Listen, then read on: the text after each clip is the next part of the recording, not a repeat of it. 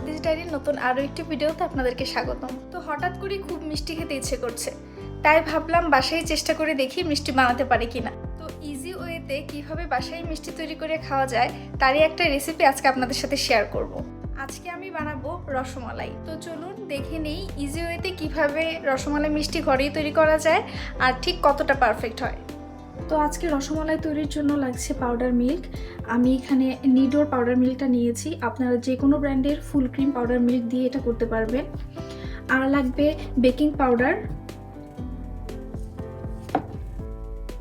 সাথে লাগবে একটা ডিমটা চেষ্টা করবেন যেন নর্মাল টেম্পারেচারে হয়।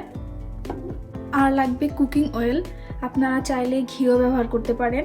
ঘিয়ের স্মেলটা আমার ভালো লাগে না দেখে আমি এখানে কুকিং অয়েল নিয়েছি। আর আমি নিয়েছি ইভাপোরেটেড মিল্ক, আর এখানে রয়েছে লিকুইড মিল্ক। এই উপকরণগুলো দিয়েই আজকে তৈরি হয়ে যাবে খুব সহজেই রসমালাই। প্রথমেই এখানে আমি নিয়ে নিয়েছি 1 কাপ পরিমাণ গুঁড়ো দুধ,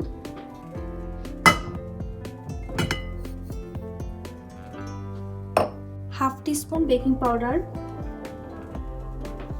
শুকনো উপকরণগুলো ভালোভাবে মিশিয়ে নিব।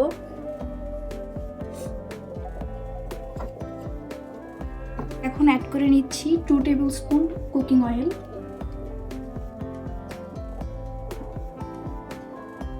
এখন কুকিং অয়েলের সাথে গুঁড়ো দুধটা এভাবে ঘষে ঘষে খুব ভালোভাবে মিশিয়ে নিতে হবে, যেন কোথাও কোনো লাম্পস না থাকে।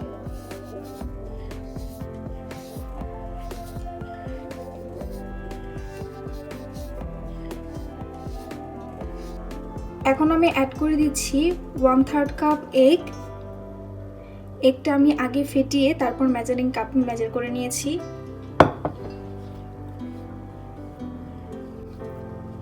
এখন এটা খুব ভালোভাবে মিশিয়ে নিতে হবে, মিশিয়ে একটা ডো তৈরি করতে হবে। তো আমি এটা মিশিয়ে নিচ্ছি, তারপর আপনাদের দেখাচ্ছি যে ডোটা কেমন হবে। এই তো আমার ডোটা রেডি হয়ে গেছে।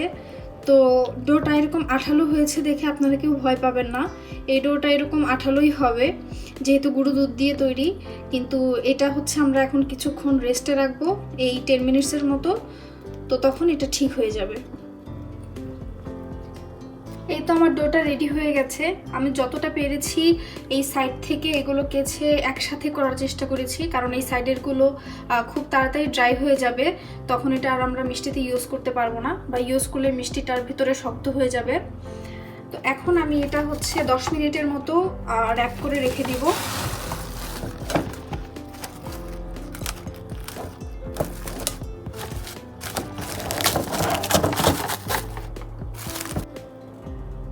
এরকম একটা প্লাস্টিক র্যাপার দিয়ে এখন এটা আমি র্যাপ করে ওয়েট করব 10 মিনিট। আর এই ফাঁকে আমরা আমাদের লিকুইড দুধটা ওইটা প্রিপেয়ার করে নিচ্ছি। তো আমি এখানে 2 কাপ লিকুইড মিল্ক নিয়ে নিয়েছি, এটা এখন আমরা কুসুম গরম করে নিব।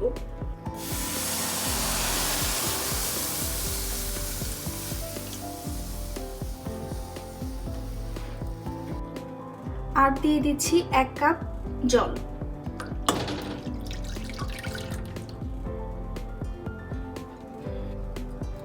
ফ্লেভারের জন্য এখন দিয়ে দিচ্ছি 4টা এলাচ।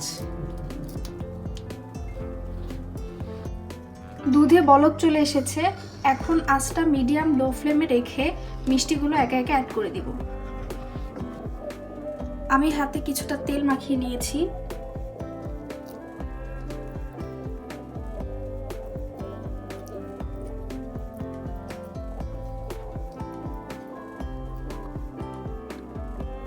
আপনারা আপনাদের পছন্দ মতো শেপ এবং সাইজ করে নিতে পারেন। আমি এরকম সাইজ করে নিয়েছি। আর দেখুন ভালো করে, এখানে কিন্তু কোনো ক্র্যাক নেই, কোনো ক্র্যাক থাকা যাবে না।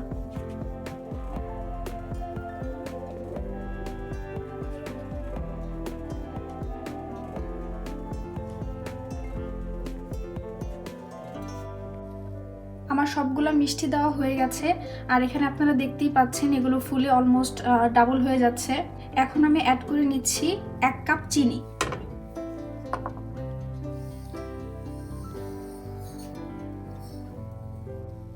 তো এই পর্যায়ে আমি আঁচটা আগের মতোই লো ফ্লেমে রেখে ঢাকা দিয়ে দিব, এবং এখানে যে ছিদ্রটা আছে এটাও আমি বন্ধ করে দিব।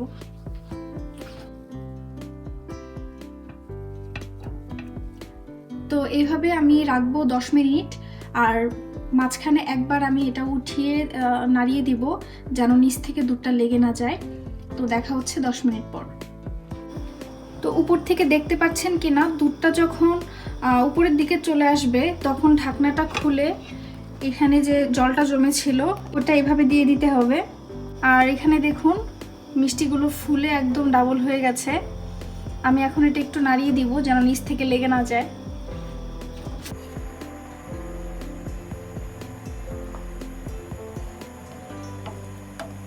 খুব আস্তে আস্তে এই কাজটা করতে হবে, না হলে বেশি জোরে করতে গেলে মিষ্টিটা ভেঙে যাবে। নাড়ানোর পরে আমি আবার এটা ঢেকে দিয়েছিলাম, আর এখন প্রায় 5 মিনিটের মতো হয়ে গেছে। এটা আমি আবার চেক করব।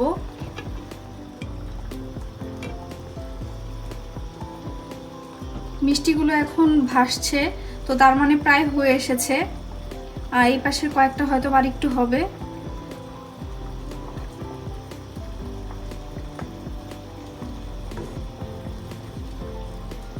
তো আমি এখন এই মিষ্টিগুলো উল্টে দিব।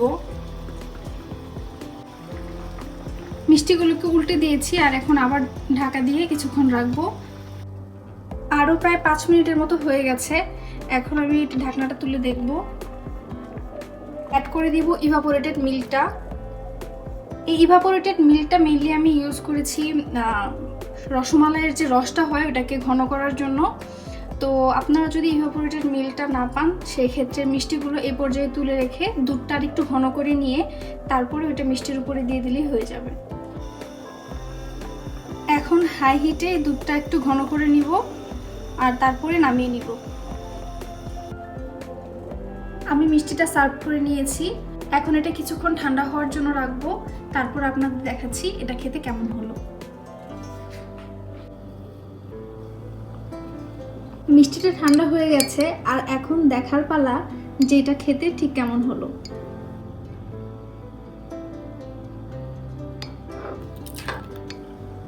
আপনারা দেখেই নিশ্চয়ই বুঝতে পারছেন কতটা সফট হয়েছে মিষ্টি।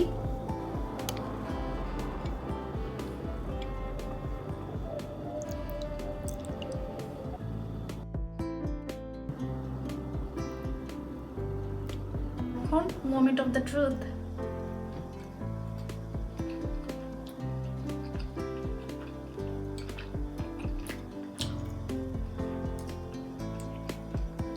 আমি আর বললাম না খেতে কেমন হয়েছে। আপনারা বাসায় বানিয়ে ট্রাই করে দেখবেন কেমন লাগে খেতে, তারপর আমাকে কমেন্ট করে জানাবেন। আজকে তাহলে এই পর্যন্তই, আবার চলে আসবো নতুন কোনো ভিডিও নিয়ে।